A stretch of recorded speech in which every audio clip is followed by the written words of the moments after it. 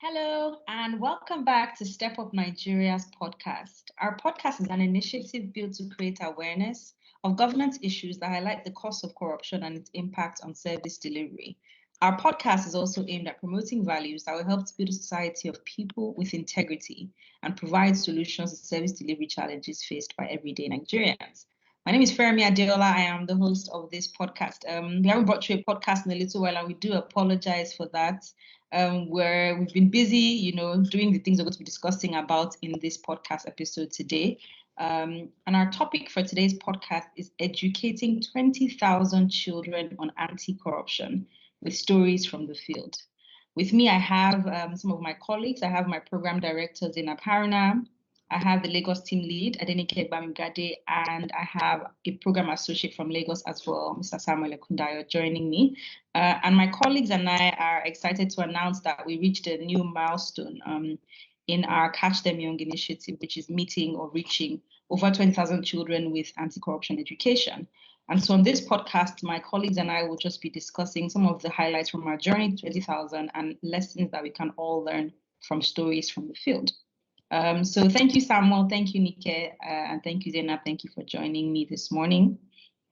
As a background for our listeners, Step Up Nigeria launched its Catch Them Young initiative in 2018. And so in September 2019, we partnered with the MacArthur Foundation towards reaching 20,000 children with anti-corruption education. And our hope is to build future leaders with integrity through the use of fun and creative tools like our storybooks and our films that most of you are aware of. What started with just Emeka's money and Halima's votes now has 2 extra storybooks, comic books, and films. And yes, Step Up Nigeria has been able to reach over 20,000 children across Lagos, Kaduna, and FCT with anti-corruption education. In our 3 years of operation, we have engaged 21,946 children. We've also trained over 250 teachers in schools on creative approaches and techniques to teaching this anti-corruption education to children. So I've talked a lot, but let's hear from those who've been on the field and have been implementing.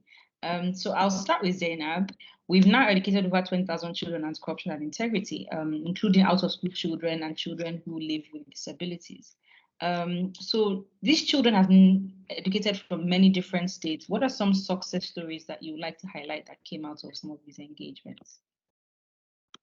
Thank you, Fermi. Good morning. I'm very excited to be on the podcast discussing really the successes from our project, which for me is doubly exciting because as program director and also as lead implementer in Kaduna State, it's always very impactful to see the real changes coming out of our engagement with children and with the different stakeholders.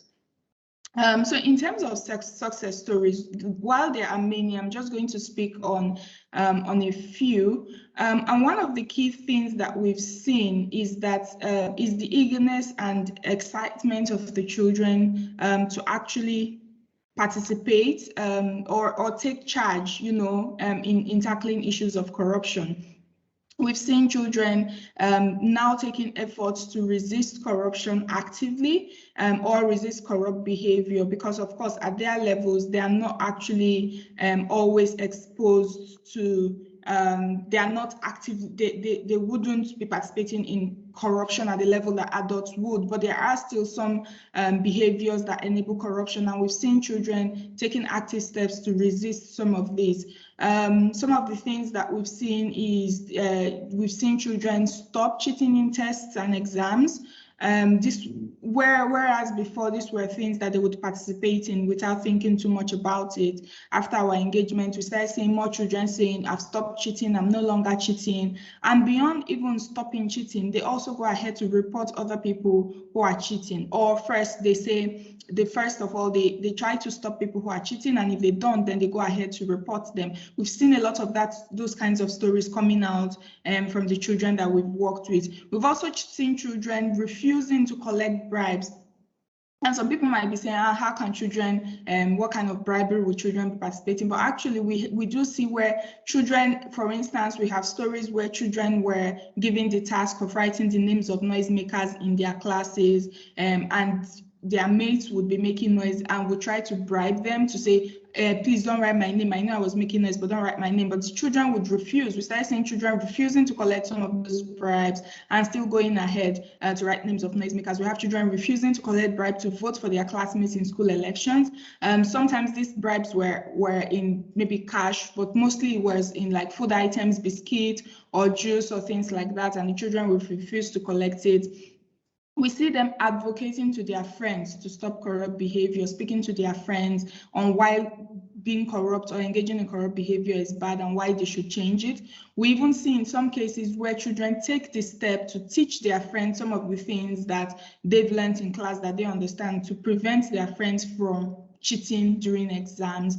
And of course, we're seeing more children, we're seeing a lot of children launching anti-corruption campaigns in their communities where they are advocating against corrupt behavior. For instance, we have one young anti-corruption champion who launched a campaign against vote buying in his community. And we saw, even though at the beginning he said his friends were laughing at him, people were laughing at him, but over time, because he kept on with it and he continued speaking to them about it, they became interested and they started saying, okay, let's even see this, your storybooks that you're talking about. And they sat down and they actually started listening to him.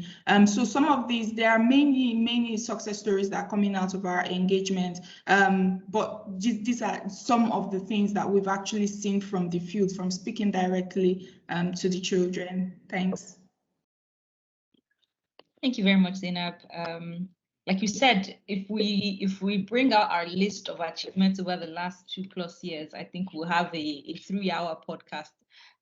But let's move to Nike very quickly. From your experience also as lead in Lagos State, what would you say are some of our greatest successes in this period? Thank you very much, Fermi. Hello, everyone. It feels so great to be here. And I am super excited that Step Up Nigeria has reached more than 20,000 children. That's a whole lot. And I'm more excited because in Lagos, we've contributed quite a number to that 20,000, like close to 9,000, 8,500 plus. So, and being a program associating Lagos and the state lead, I've been able to see hands-on, like I've been able to experience these changes, and we've started recognizing it even from the field before we're during the engagement session, before we concluded the sessions with the children. One key thing for me was that there was the increase in understanding, as in to add to what Zainab has mentioned earlier, there was the increase in understanding.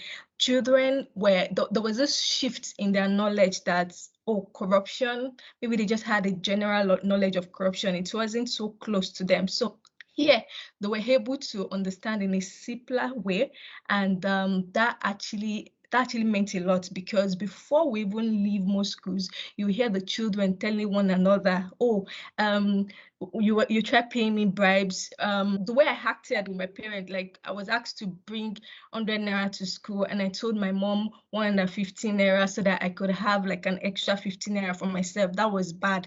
Like, if I keep doing that, it's more like I might become a corrupt person. Like, they were able to link it up, and they were able to use personal stories to actually show their understanding of the concept of corruption. And more importantly, they were also able to understand the consequences, the fact that it's bad, and the anti-corruption values, like the good values that they need to emulate to stand against corruption.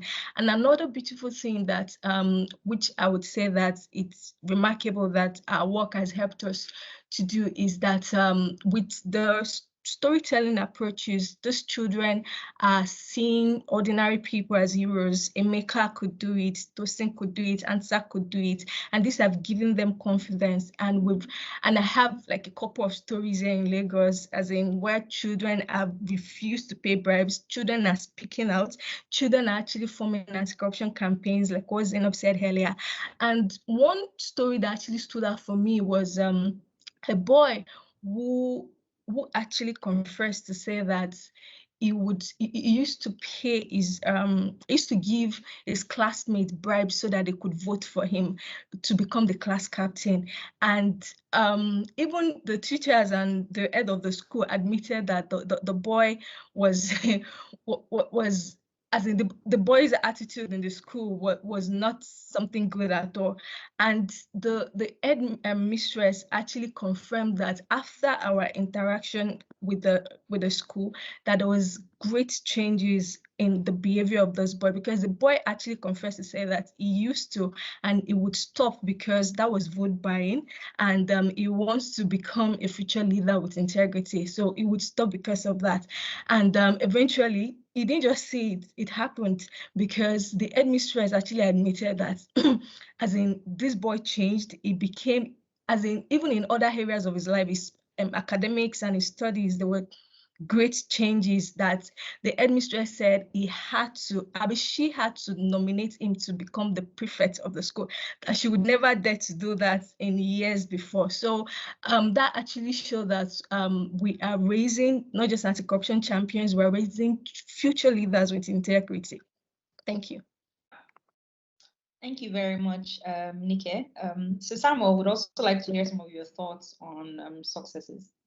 Thank you, everyone. So one of the stories that really stood out for me, or one of the things that really stood out for me, and the success story I would really like to highlight, is really beyond even having the children change their attitude, is actually having the conversation that they would normally not have.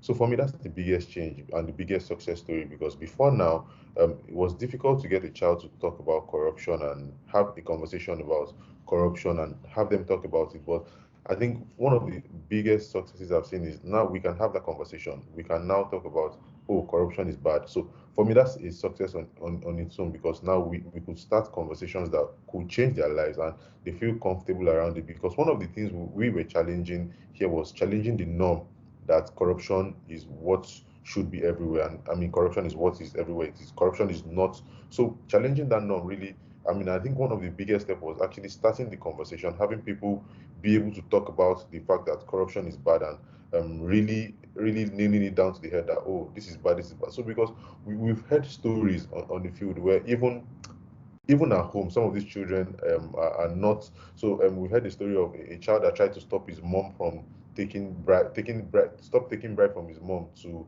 not report his mom to his dad. And we've heard stories. For me, one of the stories that stood out was the story of one of our anti-corruption champions last year in one of our out-of-school locations, where he really stood out. And because I was there present, and he was really challenging all of the norms that, oh, if I was the president, I wouldn't do this. And he said, no, I wouldn't do this. And then it was a back and forth between he and his peers. And he said, no, I wouldn't do that. And if we all do that, I mean, what's going to happen? So for me, this is a success story, because all of these things are now starting to, I mean, now the conversation are now being established in our society. We can now talk about the fact that, oh, children don't be corrupt, and they receive it. And I think like Nick said, one of the things we also, I think has also worked was the fact that the kind of approach used in nailing this down was actually very effective, because the children now, they got comfortable talking about something they would not. So it was a complex topic, but they got comfortable talking around it. So for me, that's the success, challenging the norm and having a conversation about all of the things that we would normally not do before now. Yeah, thank you, Samuel. Thank you, everyone. And it's quite key, like you said. When we launched this initiative, many people said, why primary school? Why children that small? Should they, learn about corruption at such an early age? Don't you want to keep their innocence and other things? But like you've all said, it's been quite important. And I think I would like to highlight the success of our tools. So SEP Nigeria has anti-corruption storybooks, comic books, and now 2 animated films. All of which you can find on our YouTube channel, Step Up TV. But it's how the tools in themselves have had such an effect on the children. We've heard, like Nike said, of schools where children used to pay bribes and use electoral corruption during their prefectship election in their schools, who have stopped doing those things. And like Zainab also said, a lot of schools have reported reduction in cheating rather in the classrooms, and then children are motivated to report cheating and stealing. And even through some of the creative writing sheets that we've received, I've seen a lot of young girls write essays about rape, child marriage, and just the girl child in general. And it's good to see even the unintended outcomes of our work in discussing corruption, but also highlighting other social issues that make these children more aware about what's happening in their society. But also the impact that the movie and the films have had. And like you all said, we haven't done this work in isolation. We've worked with government partners, we've worked with teachers, we've worked with even students in schools. And teachers have also been able to use these books and these tools to educate more children than we would ever have been able to reach, even far more than the 20,000 that we're celebrating today. And so I think one of the successes would be how those tools in themselves have been able to educate people even without us physically interacting with them. The books are available, the films are available, and we've seen the success of people using that so far. I would like us to talk a bit about the storytelling approach, and I'll go to Samuel for this. The approach we use at Self Nigeria is a storytelling approach. So we like to use that to tackle attitudes and behaviors because we believe social norms need a behavioral approach to be tackled. So what do you think we've learned from using this storytelling approach to teach children? Just one lesson you think we've learned. Thank you very much, Fermi. One of the lessons I think I personally have noticed and learned from the use of storytelling approach is the fact that the ease of acceptance by the children, it makes, the children accept easily. So we get there and then we have conversations. So normally things they would not say. So I think the storytelling approach sets the pace. So it brings a very tender atmosphere, so where they could actually speak. And so we're learning about Emeka, nothing about you, so we're talking about Emeka, but peradventure something that Emeka had done, you had done before. So they begin to say, oh, I used to take, my mom would tell, my teacher told me to bring 200 naira to school and I asked for 500 naira. And it's all in a very tender environment. No, so because I think this is contrary to what they get in their everyday life, where, oh, you did this, so it creates this atmosphere where they begin to easily, or they can relate easily. Oh, I've done this, oh, it is really not good, it is really not good, oh, I shouldn't do this, I shouldn't. So it's, for me, one of the biggest lessons from using the storytelling approach is the fact that it creates an atmosphere where the children they feel very welcome to speak, they feel safe to engage. So using the some of the materials, oh, this is vote buying. I saw this somewhere. Oh, bribery. Last time Nepal man came to our house, somebody went to give him money. They didn't cut our lights. Oh, and it's not good. Next time, what will happen? Oh, next time I'll tell the person not to collect because it is a bribe and it is bad. So that ease of accepting the language and being able to relate with that complex topic at their level is really one of the biggest lessons learned for me. Thank you very much. Thank you, Samuel. Like you're saying, I think what I also took from what you said is how the children are able to take ownership of their lessons. So it's not just like mathematics or English where it just comes and, pours out information. They own it like, I can be like Emeka or Halima or Tosin or Ansa. They see themselves. And that's also our hope in educating this number of children, that we help them to reinforce positive messaging and also encourage them with good role models who are people of integrity that they can also follow. And I think of a school like the Battle Axe Academy, which I will bring up now as an example, who have taken it upon themselves. After we visited their school, they took it upon themselves to really expand their anti-corruption program. And now what they do every year, they have a yearly anti-corruption champion from the student body. So it's not an election. Every year they ask the whole school to do a creative competition. Since the last time we were there and Naomi and Blessing were selected from our creative rights competition, they've gone ahead to do that every year. And so they have a new anti-corruption champion in their school who we met the last time we were there. And so it's things like that where schools buy into the idea of building future leaders and then own it and then use their own ideas. The beauty about the creative and storytelling approach, like you're saying, is that it's not one size fits all or one way. It's creative. You can use art and song and drama and film and anything that really does tell a story. So I'll move to Zainab next. You can talk a little about any lessons you think we should discuss, but also any significant challenges that we faced in reaching 20,000 children. What were they, and how were we able to overcome them? Okay. So of course, with 2020 COVID-19 happened, and because our project had really been designed around going to schools and engaging directly with children, with the ordered lockdown and the shutdown of schools, that was difficult. We could no longer go to schools to engage with children, and so it really put a pause on our activities at the beginning of in the first quarter and second quarter of 2020. But what we then did was, because the overall goal, which is the beauty, why the project is really interesting and beautiful, because we have different strategies for engaging children. The end product, the end goal we expect to see come out of it is to see children getting the knowledge that they require, anti-corruption education, being educated on what it means to be an anti-corruption champion, being able to resist corruption, to act with integrity, and all of those things. And so the different components included training of teachers, because teachers are always in the classrooms with children. Even if we go to schools and leave, teachers are always there. And so what we did is we focused on training teachers throughout the period. Teachers are not in school, but they still have access. They are still able to join virtual training programs. So we migrated our teachers training program from a physical program into a virtual program and created like a real learning website, a training website, where teachers from our intervention states signed up and participated in training. And so after COVID, after the lockdowns, when the lockdowns were now lifted, because we trained teachers already, those teachers that we trained went directly into classrooms and started training children that we couldn't reach. So by the time we're now seeing the numbers coming out in terms of numbers of children engaged, we were still hitting our targets, because we'd now trained teachers who were now training children. Teachers we trained were now training children. And so we also used the virtual platforms. We tried to use technology that was more familiar with children, because now they were home. We thought, what would be the easiest way to reach children now that they are home and not in school? And WhatsApp was one of the tools, the platforms that we leveraged, because a lot of Nigerians have WhatsApp. They have a phone in a household. You have one household member who has a phone that has WhatsApp on it. So we're able to use that to train some of the children as well during the lockdowns. And that's joined with the teachers training helped us to meet the target and continue our project, even while other people were hampered or hindered by the pandemic. And when the lockdown was eventually lifted, we were actually surprised, because I think eventually 2020 we had the highest numbers of children even engaged since we started rolling out the project. So even with the lockdown, we're still able to reach children and engage them.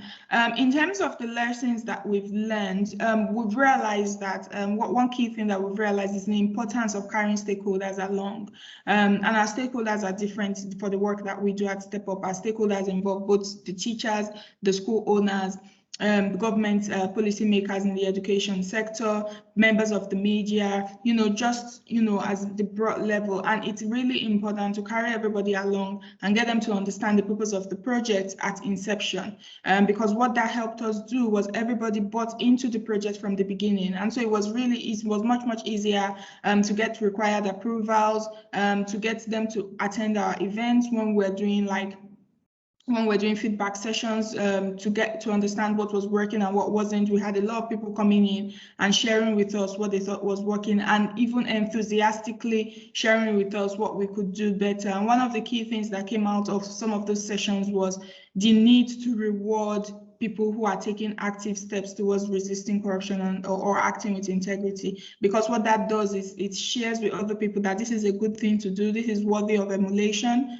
and so other people should join and start doing it as well. And once we started doing that, we saw, and that's how our Anti-Corruption Star Awards came about, because stakeholders were really keyed into it, and they're like, we think you should do this, we think you should do this, we think you should do this. We would not have had that level of ownership if we'd just gone to stakeholders to say, this is what we are doing, we just want to notify you.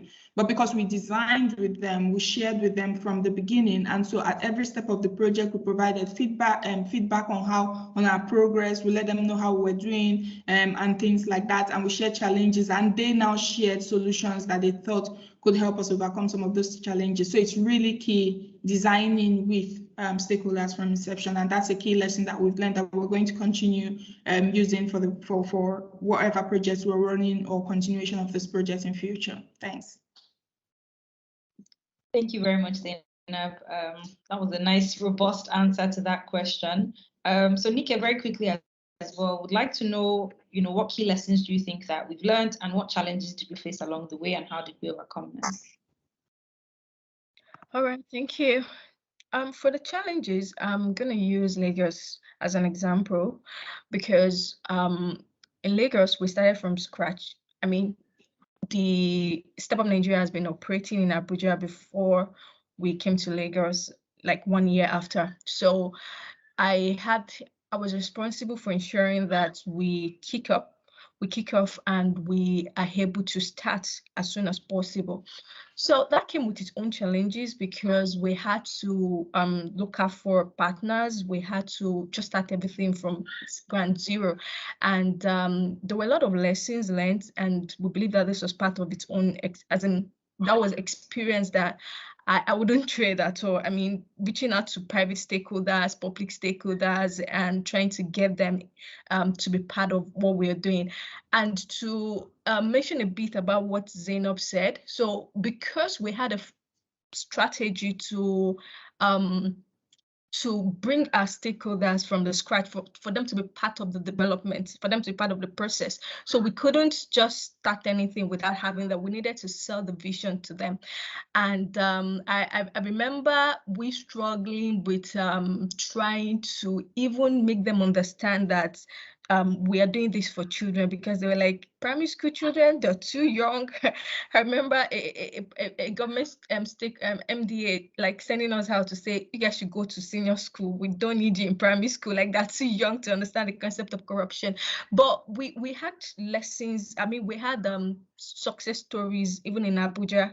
So we wanted to present this, but we didn't have the opportunity. But we just take it steady and slow. But eventually it ripped off, because now they are the one chasing us to say, oh, please, we want you guys to come educate our primary school students, because we can see that your approach is working.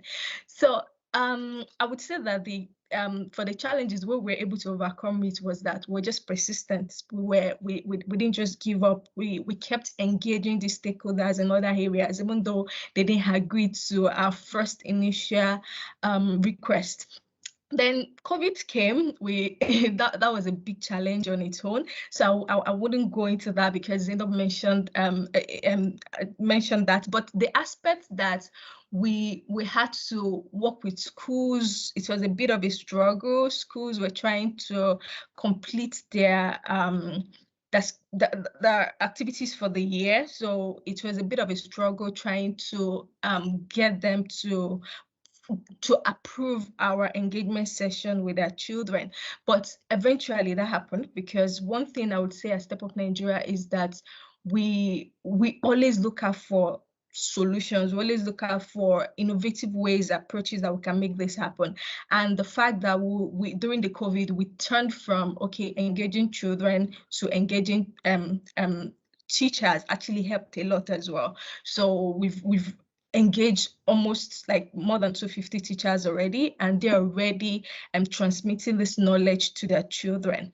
Okay, so for the key lessons learned, I would just say the part of we do not leave any child behind. I think that's a very good one. We do not leave any child behind. So we engage, we extend anti-corruption education not only to in-school students, also to out-of-school students, out-of-school children rather, children who are on the streets, delinquent, juvenile and all that. So we also do not leave our children living with disabilities because of our diverse tools. So our storytelling approaches, we have books, we have movies, we have audiobooks. So it's appropriate for every kind of child. So every kind of child can relate to it. So our experience working with children living with disability, for example, I would say that the key lesson I've learned there was that these children could, they were able to understand that they were able to connect with the messages, like, because we actually use the appropriate tool for them. So, and another key thing I observed is that it would be best for them to see like people like themselves in some of those, like in the books or in the movies as well. So I think it's a key lesson that we'll take note moving on, to ensure that maybe one of the characters in our movie actually show a hero that that as a form of disability, you understand, so that would encourage those children that this is someone like you who is also doing something to who is also showing confidence to tackle corruption. So that's all I would say. Thank you very much. Thank you very much, Nike. So finally, as we will be wrapping up the podcast, I'd like to know your thoughts on what you think of Nigeria, projecting forward. What do you hope to see that we would have achieved in the next, maybe 3-year project or 2-year project? So what do you think we should be expecting forward looking? I'll start with Zainab. Okay, thanks, Parami. I think definitely we would be looking at, reaching more children with the project, getting more young anti-corruption champions who will serve as ambassadors in their schools, in their communities, in their homes, spreading the word about the need to act with integrity, to resist corruption, and be upstanding citizens in the community. I think we'll definitely be looking to do more of that, reaching more children. And a big part of what we're also going to be looking at is, reaching more states. Currently, we've worked in about 5 states now, and currently we're in 3 states.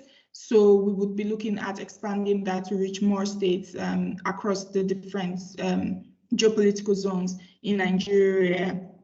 I'm certainly looking forward to expanding some of the other initiatives that are emerging from the project, like the Anti-Corruption Star Awards, making that a bigger platform so that beyond the children who are participating actively in the project, children all over the country can also see the champions, maybe have the champions be on national platforms talking about what they've done and why they emerged as the winners in a particular year, so that it inspires other young people across the country to also start taking up, even without step up, engaging them, start taking up their own actions to say, oh, if someone is winning an award for this is probably something that I should also take up as well. So definitely we want to see all of that as well, continue working with the different stakeholders, get more buy-in. Also, we also, one of the things we haven't talked about during the course of this is the adoption of our tools and approval of our tools, our different tools, especially our anti-corruption storybooks.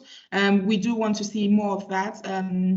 Currently, we have one of our books approved by the NERDC at the national level. We have all 4 of our books currently approved by the Curriculum Service Department in Lagos State. So to see more of that, which means that we can then get those books into the hands of more children, more school libraries, so that more children have access to these storybooks, which teach anti-corruption values, so that they can read it for themselves, hold it in their hands, read more, share with their friends, share with their siblings some of the lessons that they've learned. Because one of the key things we've seen is that just reading the storybook is also helping to change the behaviors of children towards corruption and change corrupt behavior, encourage more children to resist corruption. So the tools work, and going forward in the next 3 years to see that every child in Nigeria, we start working actively towards getting books into the hands of every child in Nigeria. Yeah.